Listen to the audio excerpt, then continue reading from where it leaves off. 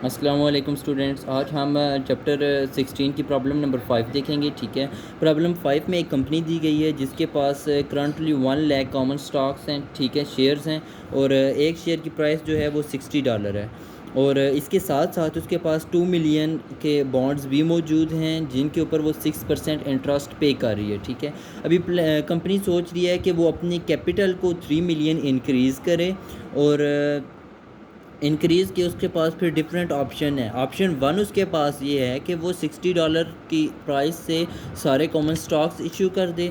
ठीक है, ऑप्शन 2 उसके पास ये है कि वो 8% इंटरेस्ट के साथ कॉमन बॉन्ड्स और अवेल कर ले। ठीक है, कॉमन बॉन्ड्स ले ले जिनके ऊपर उसे 8% इंटरेस्ट पे करना पड़ेगा। ऑप्शन 3 उसके पास ये है कि प्रेफर्ड स्टॉक सारा ले ले 7% डिविडेंड के साथ। ठीक है, 7% उसको डिविडेंड पे करना पड़ेगा।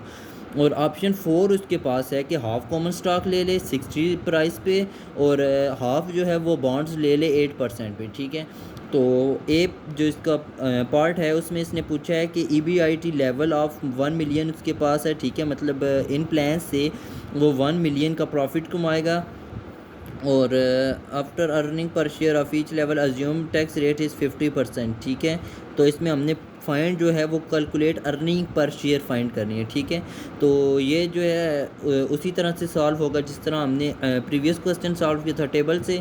और इसका पार्ट बी जो है construct and EBIT EPS chart calculate in difference point. अच्छा, इसमें हमने इन डिफरेंस पॉइंट फाइंड करने हैं डिफरेंट अल्टरनेटिव के दरमियान, मतलब फर्स्ट और सेकंड प्लान के दरमियान, फर्स्ट थर्ड फर्स्ट फोर्थ, फिर second third second fourth first मतलब इस तरह सारे प्लान्स के दरमियान हमने इन डिफरेंस पॉइंट्स फाइंड करने थे। ठीक है, तो अभी इसके सॉल्यूशन की तरफ चलते हैं हम। तो ये रहा इसका सॉल्यूशन। ठीक है, तो ऑप्शन का जो नाम था मैंने उसको प्लान्स से शो किया। ठीक है, first plan, second, third and fourth. ठीक है, सबसे पहले हमारे टेबल के मुताबिक EBIT आती है। ठीक है, earning before interest and share, और वो हमारे पास 1 मिलियन थी, मतलब कि 10 लाख। ठीक है, चारों प्लान्स में आ गई।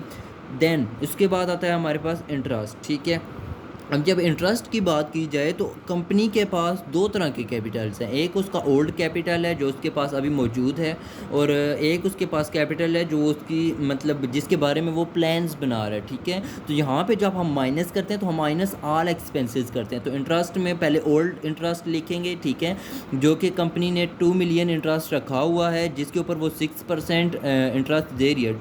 2 मिलियन के बॉन्ड्स, सॉरी, तो उसके ऊपर 6% इंटरेस्ट दे रही है।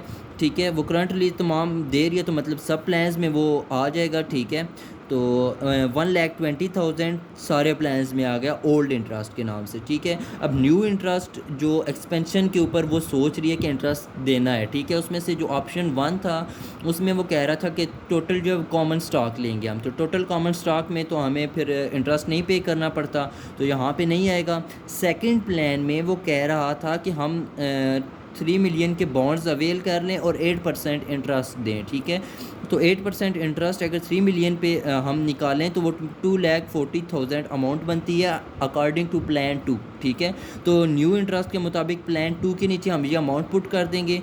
प्लान 3 में भी इंटरेस्ट नहीं था, इसमें प्रेफर्ड स्टॉक की बात की गई थी। और प्लान 4 में उसने कहा था कि हाफ़ जो है वो हम कॉमन स्टॉक से अमाउंट लेंगे और हाफ़ जो है वो बॉन्ड्स से लेंगे। ठीक है, तो टोटल एक्सपेंशन जो प्रोग्राम है वो 3 मिलियन का है, तो इसका जो हाफ़ होगा वो 1.5 मिलियन होगा।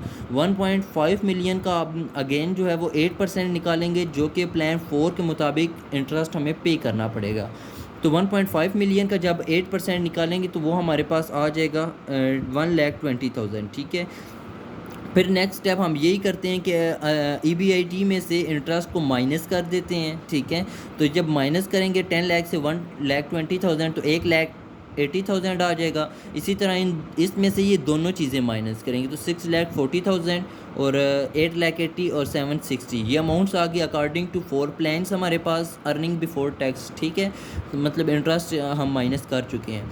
नेक्स्ट स्टेप हमारा होता है टैक्स को माइनस करना। जैसा कि मैंने पिछली वीडियो में भी बताया था कि पहले हम इंटरेस्ट माइनस करते हैं, उसके बाद टैक्स की बारी आती है। ठीक है, टैक्स का रेट उसने 50% बताया हुआ था, तो हमारा जो प्रॉफिट आया इसके ऊपर हम 50% टैक्स माइनस कर देंगे। ठीक है, सबका 50% इनकी हाफ़ अमाउंट्स आ जाएंगी। मैंने वो माइनस कर दी और हमारे पास जो अर्निंग आफ्टर टैक्स आ गई है वही हाफ अमाउंट्स नीचे आ गई, ठीक है। तो नेक्स्ट स्टेप जो हमारा था वो था प्रेफर्ड डिविडेंड, जो कि कंपनी पे करती है, ठीक है। बाकी first second and fourth plan में क्योंकि किसी तरह का डिविडेंड है ही नहीं, ठीक है, सिर्फ डिविडेंड कंपनी पे करती है थर्ड प्लान में हम डिविडेंड शो कर देंगे, जिसमें उसने कहा था कि 3 मिलियन की जो एक्सपेंशन प्रोग्राम है उसके ऊपर 7% वो डिविडेंड पे करेगी। तो ये हमारे पास आ गई 2,10,000, ठीक है। ये इसमें से माइनस कर देंगे तो 2,30,000 ये अमाउंट आ गई। बाकियों में सेम अमाउंट नीचे आ जाएगी क्योंकि उन्होंने डिविडेंड पे नहीं किया, ठीक है। उसके बाद नेक्स्ट चीज़ जो हमारे पास आती है वो होती है नंबर ऑफ़ शेयर्स, ठीक है। नंबर ऑफ़ शेयर्स मैंने लास्ट वीडियो में भी फाइंड करने सिखाए थे आपको, इस वीडियो में मैं दोबारा बता देता हूँ। अच्छा, ये इसका प्रोसेस दिया हुआ है, वर्किंग मैंने की है, ठीक है, प्लान 1 के लिए, ठीक है। बाकियों के लिए भी यही प्रोसेस हम रिपीट करेंगे। अब मैं सबसे पहले जो है नंबर ऑफ़ शेयर्स जो हम एग्जिस्टिंग इक्विटी के ऊपर फाइंड करते हैं, एग्जिस्टिंग इक्विटी या कैपिटल, ठीक है। तो एग्जिस्टिंग में मतलब पहले हमारे पास 1 लाख के शेयर्स मौजूद थे और एक शेयर की प्राइस जो थी वो 60 थी, ठीक है। तो एग्जिस्टिंग इक्विटी जो है हमारे पास 60 लाख आ जाएगी। न्यू इक्विटी 3 मिलियन, अगर सारे का सारा हम मतलब इक्विटी ही यूज़ करें अकॉर्डिंग टू प्लान 1 तो 3 मिलियन की अमाउंट वो वाली भी थी, तो 30 लाख ये भी आ जाएगा। दोनों को ऐड करेंगे तो ये 90 लाख बन जाएगी। सॉरी, एग्जिस्टिंग इक्विटी पे नहीं, हम number of shares total equity पे फाइंड करते हैं, ठीक है। तो टोटल इक्विटी जो है हमारे पास वो 90 लाख आ गई, ठीक है। नंबर ऑफ़ शेयर्स फाइंड करने का फार्मूला है total equity divided by price of 1 share, ठीक है। टोटल इक्विटी हमारे पास 90 lakh divided by price of 1 share 60। तो इसको जब हम डिवाइड करेंगे तो हमारे पास number of share for plan 1 जो आएंगे वो 1,50,000 होंगे, ठीक है। इसी तरह प्लान 2 में टोटल इक्विटी निकालेंगे, एक तो 60 लाख आ जाएगी, दूसरी प्लान 2 में इक्विटी जो है न्यू इक्विटी नहीं आएगी क्योंकि 3 मिलियन का जो टोटल अमाउंट थी वो हम किसी और तरीके से अरेंज कर रहे थे। प्लान 2 में हमारे पास टोटल इक्विटी भी 60 लाख की आएगी, 60 लाख को हम 60 से डिवाइड करेंगे तो 1 लाख के शेयर्स आएंगे। थर्ड प्लान में भी ऐसे ही है क्योंकि उसमें भी मतलब इक्विटी और नहीं आ रही थी। फोर्थ प्लान में हम हाफ़ इक्विटी लेते हैं और हाफ़ जो है वो बॉन्ड से ले रहे थे। तो उसमें एग्जिस्टिंग इक्विटी 60 लाख और न्यू इक्विटी 1.5 मिलियन आएगी, मतलब 15 लाख। तो टोटल इक्विटी 75 लाख आ जाएगी, ठीक है। उसको 60 से डिवाइड करेंगे तो प्लान 4 में हमारे पास नंबर ऑफ़ शेयर 1,25,000 आ जाएंगे, ठीक है।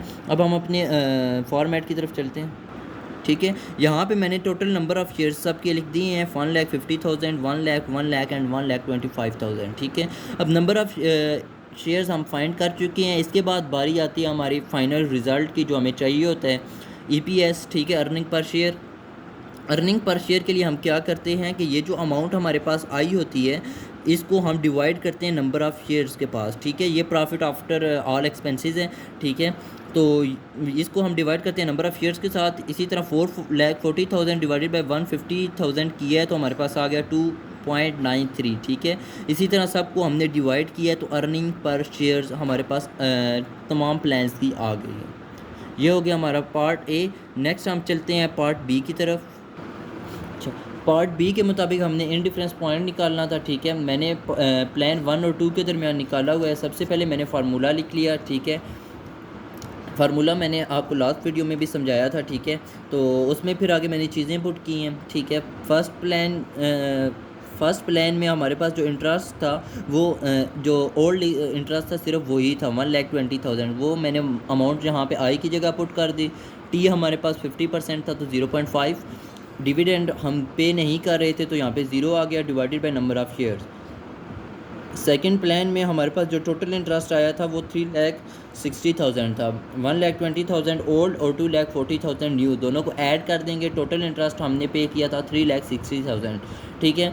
यहाँ पे वही परसेंटेज फाइंड पुट की है टैक्स रेट की, divided by number of shares 1 lakh, तो ठीक है। इनको रीअरेंज करके सॉल्व करेंगे। ये 1 लाख डिवाइड हो रहा है, उधर जाके मल्टीप्लाई हो जाएगा।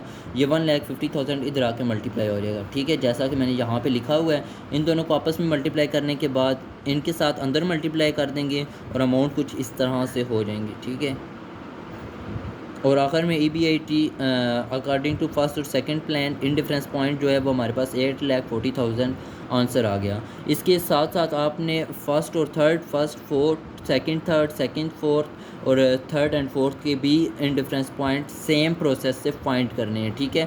थर्ड प्लान की जहाँ पे बात आएगी वहाँ पे पीडी की जगह उसकी अमाउंट भी यूज़ होगी, ठीक है।